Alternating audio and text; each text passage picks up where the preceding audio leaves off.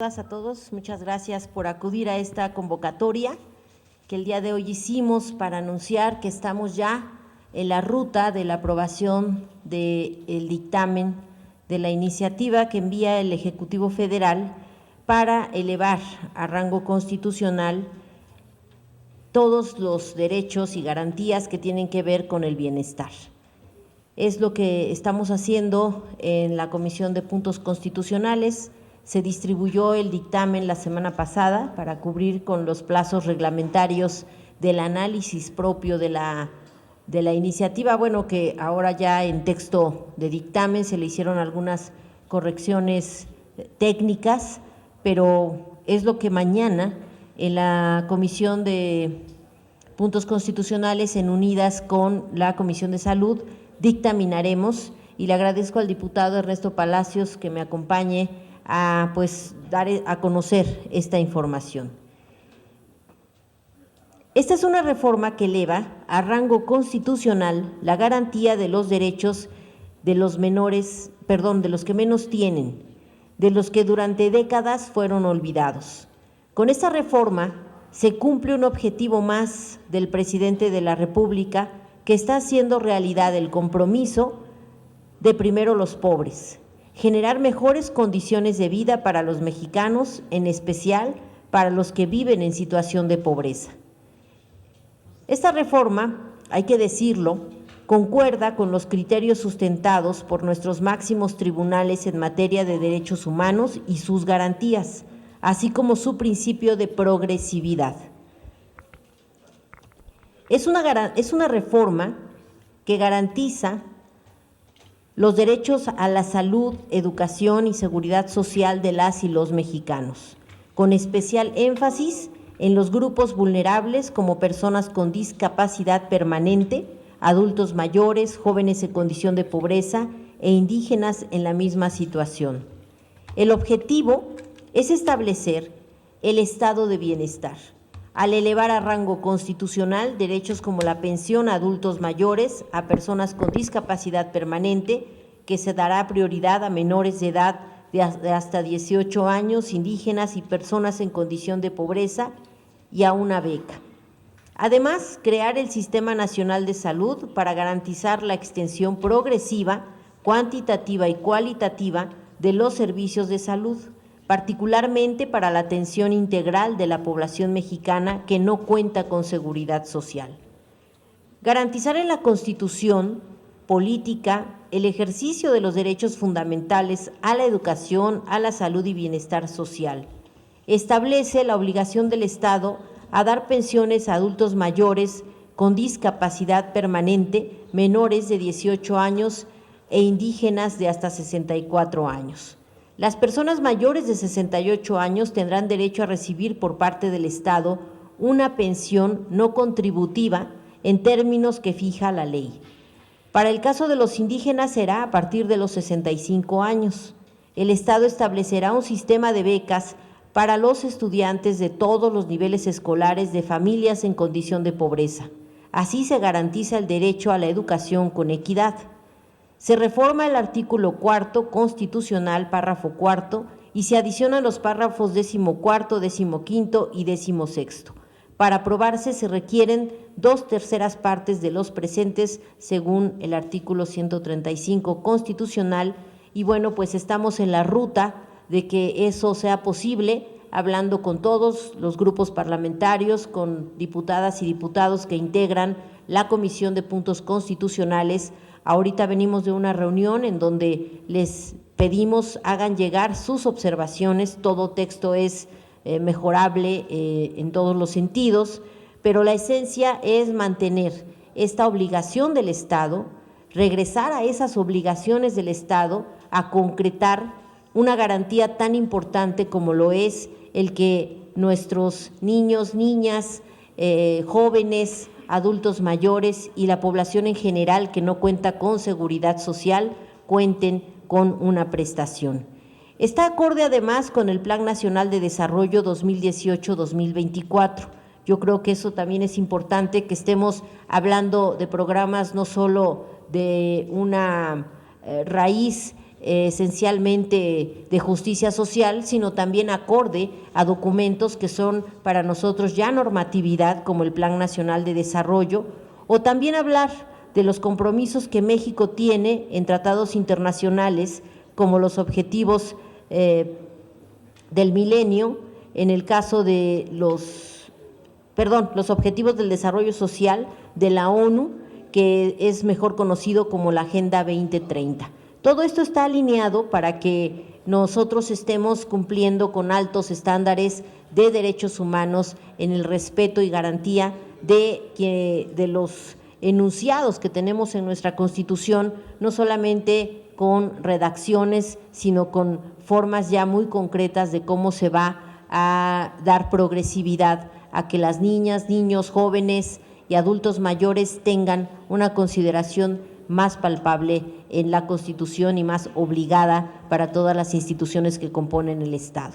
Entonces, estamos muy contentos porque es una iniciativa de las más nobles que hemos estado discutiendo en esta legislatura, de las más viables en términos de cómo se va a atender en este país la pobreza.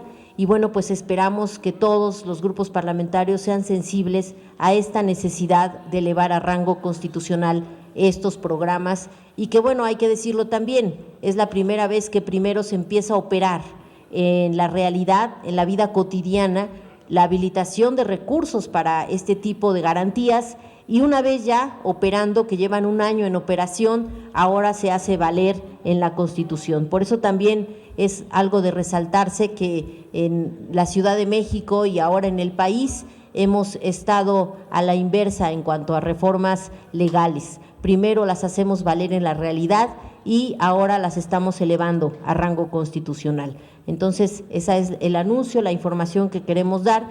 No sé si Ernesto, ¿quieras agregar algo? Gracias, diputada presidenta. Pues simplemente resaltar, buenos días y muchas gracias por asistir, resaltar que esta reforma es una de las más importantes reformas que se propusieron en campaña, que son la columna vertebral, junto con otras reformas que tienen que ver con el estado de bienestar, con el rescate del estado de bienestar, son la columna vertebral del proyecto alternativo de nación, que como decía mi compañera diputada Leida, planteó el presidente al pueblo de México, y decirles que el tema de la pensión no contributiva es un triunfo del pueblo de México, que también, como decía, ya es una realidad, pero en este momento lo que le estamos proponiendo al país y a esta Cámara es que se convierta en una política de Estado y que, a diferencia de como ha sucedido en todos los demás países, que en este país se establezca como un nuevo derecho social en la Constitución, como ya existe en la Ciudad de México, y que no esté sujeto a los vaivenes de los gobiernos, sea quien sea, sean del color que sea. Lo mismo con el sistema de becas y lo mismo con el apoyo a las personas con discapacidad. Y también es una manera de dejar atrás esa época de las políticas asistenciales condicionadas, de las políticas que ya van quedando en el pasado, ya quedaron atrás, y se da un paso muy importante hacia otra concepción de atender la realidad social del país. Es la universalidad, es el enfoque de derechos, y bueno, pues es un tema muy humanista también, como se decía, porque el régimen anterior de alguna manera no resolvió jamás a quienes no estaban en la derechohabiencia, no resolvió jamás la acción del Estado, y eso tenía como fin, o al final el resultado era condenar a muchas personas adultas mayores a vivir en la pobreza. A pesar de que habían trabajado y han trabajado toda su vida, han ayudado a construir este país, estaban condenados a tener cero ingresos. Y entonces resaltar que el Estado rescata su responsabilidad social y fundamentalmente con las personas y las familias en situación de pobreza, lo mismo en el caso de discapacidad. Gracias.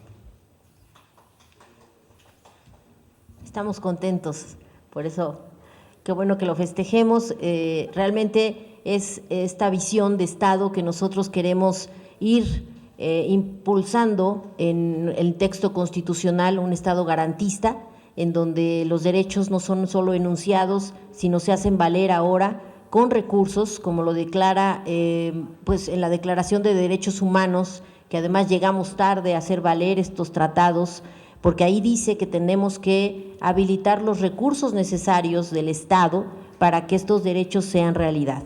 Y bueno, pues lamentablemente hasta ahora estamos haciendo una suerte de conjugación de todas estas disposiciones internacionales, más una visión de Estado distinta a la que habíamos venido viviendo en las últimas décadas, para que ahora sí tengamos un Estado responsable de la garantía de derechos tan importantes como la educación, la salud y, bueno, obviamente el bienestar. Muchas gracias. No sé si hay alguna pregunta. Buenas tardes. Buenas tardes. Dice usted que acaban de salir de una reunión de la Comisión de Puntos Constitucionales. ¿Cuál es el ambiente, cuál es el sentir de todos los partidos de oposición ante pues esta tan benigna y tan humana, ¿no?, iniciativa?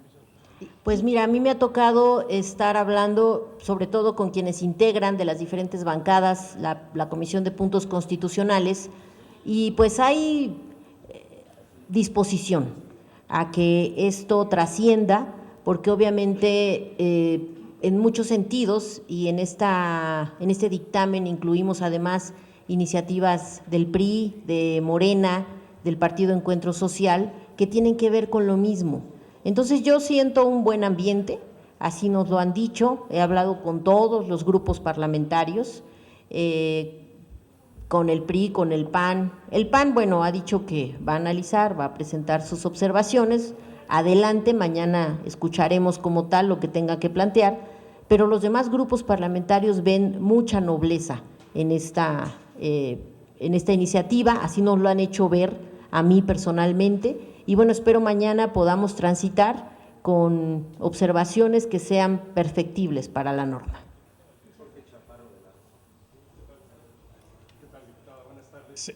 Yo quisiera ver si nos puede ayudar con la ruta que deberán de seguir las diferentes modificaciones constitucionales que están planteando como bancada.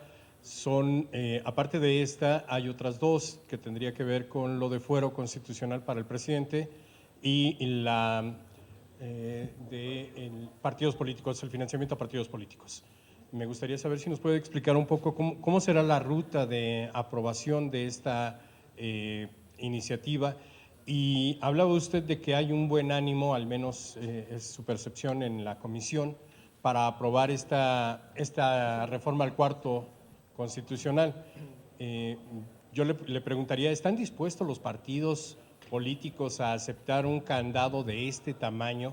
Porque les implicaría que todos los gobiernos en adelante tendrían la carga de pagar todas las pensiones de los adultos mayores, todas las becas para los jóvenes, en fin, todos estos programas sociales que ha propuesto el presidente Andrés Manuel López Obrador. ¿Están los partidos en esa línea? Bueno, primero, lo de la ruta. Nosotros presentamos a la Junta Directiva de la Comisión, que es cabeza de dictamen, que es Puntos Constitucionales, un programa en donde precisamente se encuentra el que mañana discutamos en comisión. Y bueno, pues si todo sale bien, el jueves estaría dándose a conocer como primera lectura el dictamen ya al pleno, para entonces el martes discutirlo, no, perdón, ya el jueves discutirlo el jueves sería primera lectura y el próximo martes ya la discusión en pleno. Esa es la ruta de esta reforma.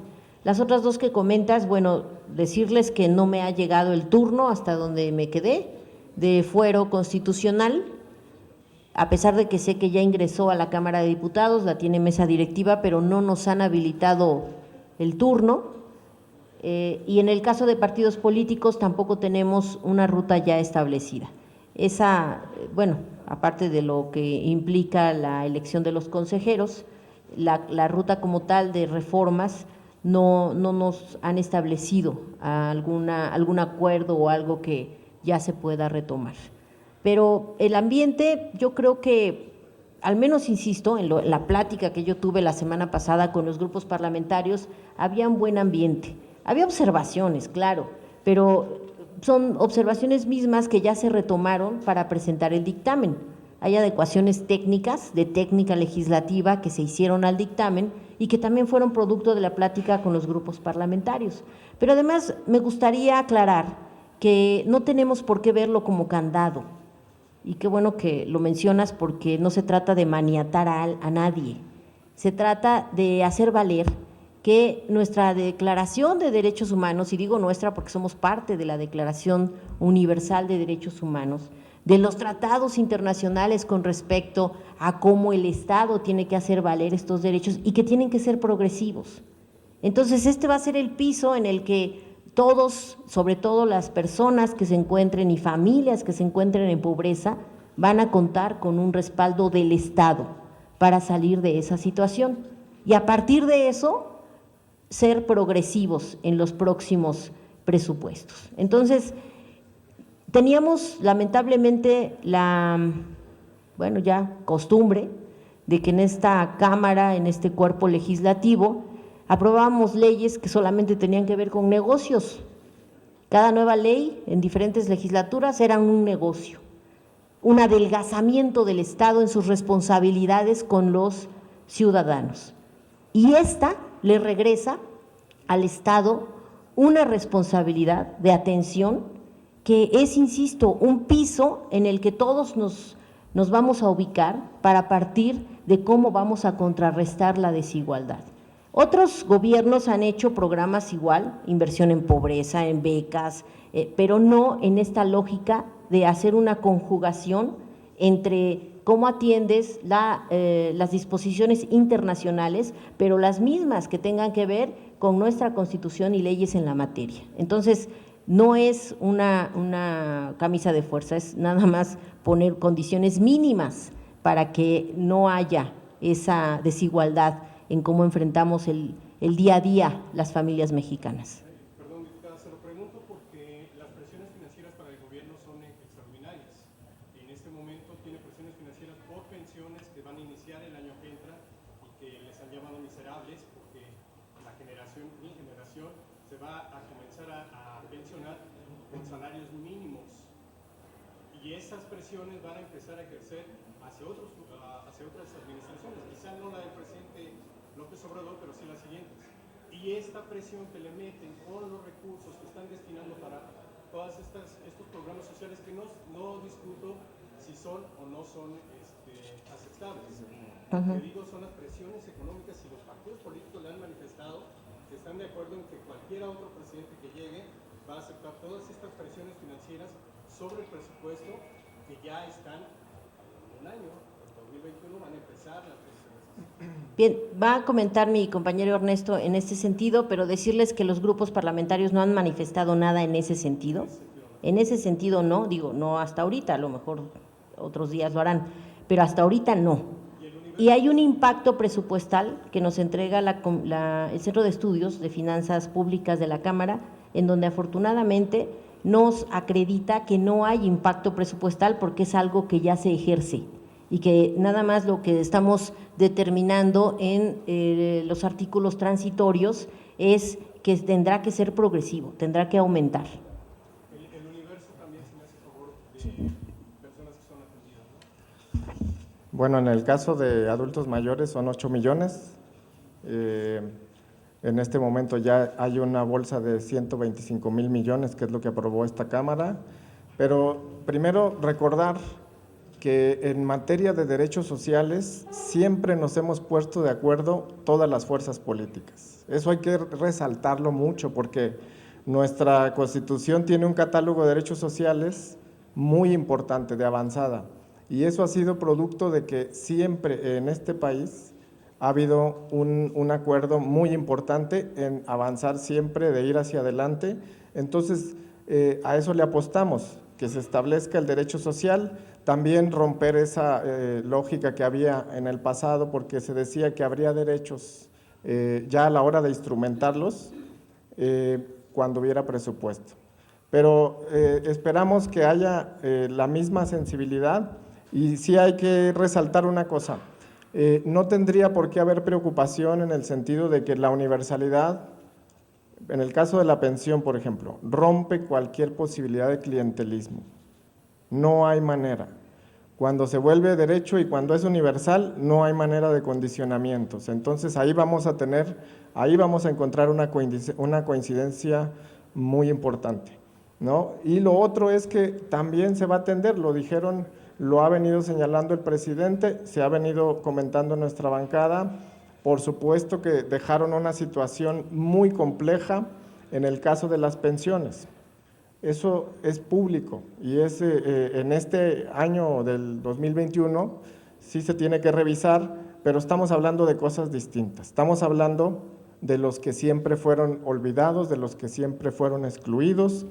Recursos para la pobreza habían sido destinados históricamente, mas no en las modalidades que rompieran el círculo vicioso permanente. Y en el caso del sector salud, curiosamente, es la oposición la que hoy está demandando que se inviertan mayores recursos en general al sistema de salud y al recién creado INSABI. Entonces, vemos más coincidencias que diferencias, esperemos que así se dé. ¿Jóvenes o adultos mayores? Adultos mayores dijo 8 millones. 100 mil millones de pesos para ellos, ¿no? 125 mil. 129,000. 129 mil es lo que aprobamos ya. 129,000. Así es, lo que hay este año de bolsa. Para personas con discapacidad permanente es un presupuesto de 14,197,246,000 pesos ya este año. En becas Benito Juárez para educación básica, 30,775 millones de pesos. Para becas de educación media superior, 28,995 millones de pesos. Becas Elisa Acuña, que son para egresados y docentes de instituciones públicas, 4,164 millones de pesos. Jóvenes Escribiendo el Futuro, 7,776 millones de pesos. Y servicios de salud para personas sin seguridad social, 95,730 millones. Ese es el universo de recursos que ya se están invirtiendo. Es el piso del que vamos a partir para hacer progresivo este recurso en los siguientes años. Buenas tardes, diputados. Buenas tardes. Insistir sobre el tema del financiamiento a estos programas. De acuerdo con el estudio de impacto que viene en el proyecto de dictamen, todos estos programas suman ya 310 mil millones de pesos. Con el artículo transitorio no podrán reducirse ni un centavo y en lo sucesivo, evidentemente, tendrá que ir aumentando este fondeo. La pregunta concreta es, ¿de qué manera estarían ustedes perfilando que se garantice este financiamiento a esos programas sociales que ya serían de rango constitucional? Y sobre todo si lo contrastamos con los argumentos que ha expresado el diputado con licencia Alfonso Ramírez Cuellar, de que hay problemas de recaudación, hay problemas de ingresos, tanto federales como estatales, o de los estados, vaya. Entonces, ¿cuál es la fórmula para que esta reforma constitucional no se convierta en letra muerta? Por favor.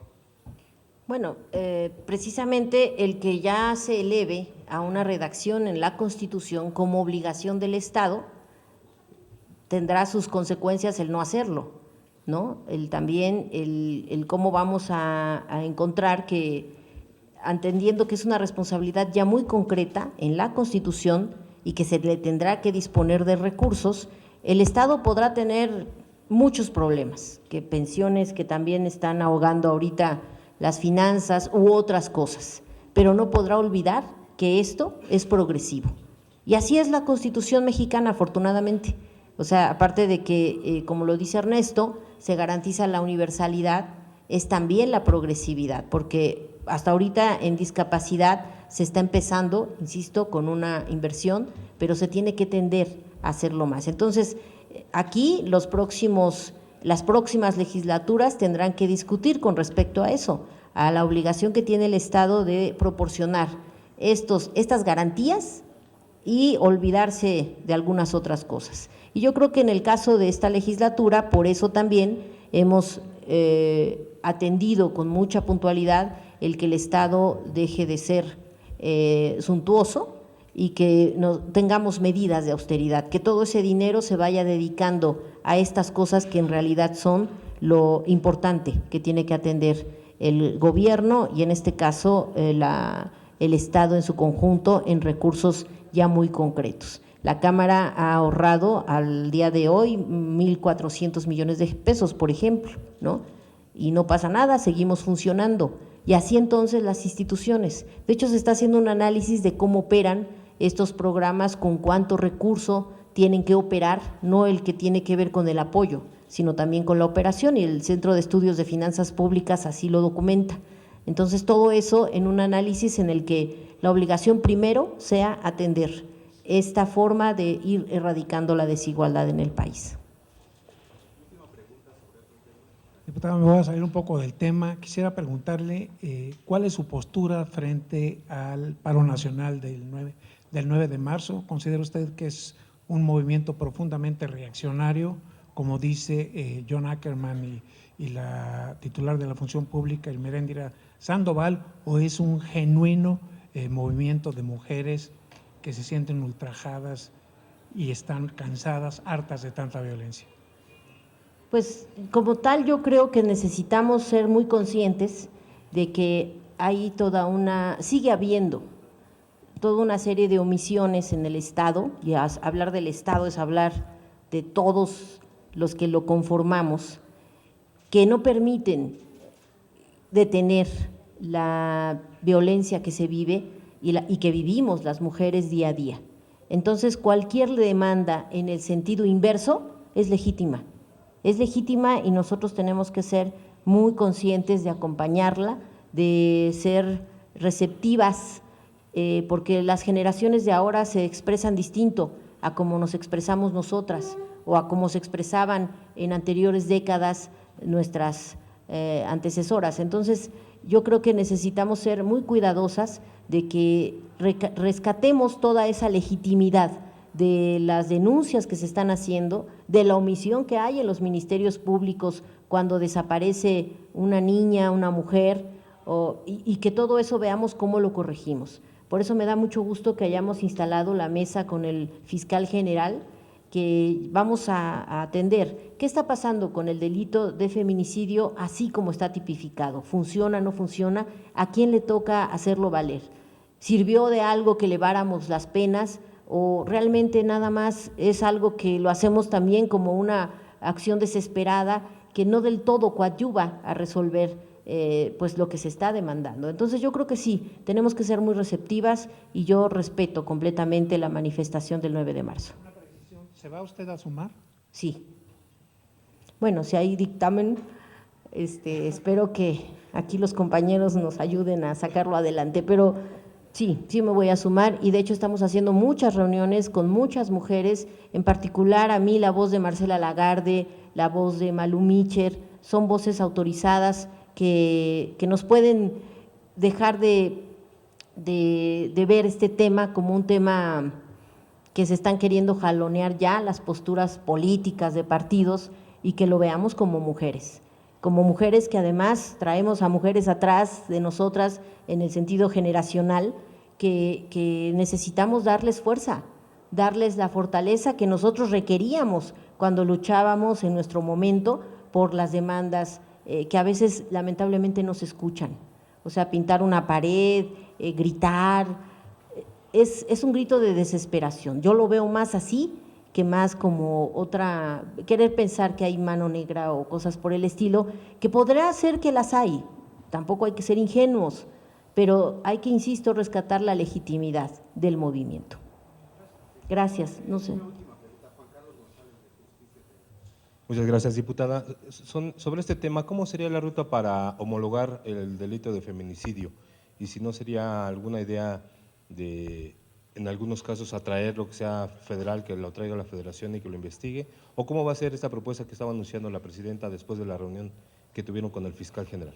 Pues mira, yo preferiría que la ruta la sigan marcando ellos, nosotros vamos a coadyuvar, como Comisión de Puntos Constitucionales a ver cómo se homologa el tipo en un código penal, que además está trabajando un código penal único, y que entonces sea algo similar para todos los estados del país. Tiene sus complicaciones, porque insisto, yo creo que ha recaído más en la operatividad del proceso que en la norma. La norma hasta ahorita pues ya hicimos lo que teníamos que haber hecho, pero lamentablemente en el Poder Judicial falta más capacitación. Pero seré respetuosa de la mesa y de lo que determinen hacer, que entiendo la redacción va a estar a finales del próximo mes. Muchas gracias, muy buen día a todos.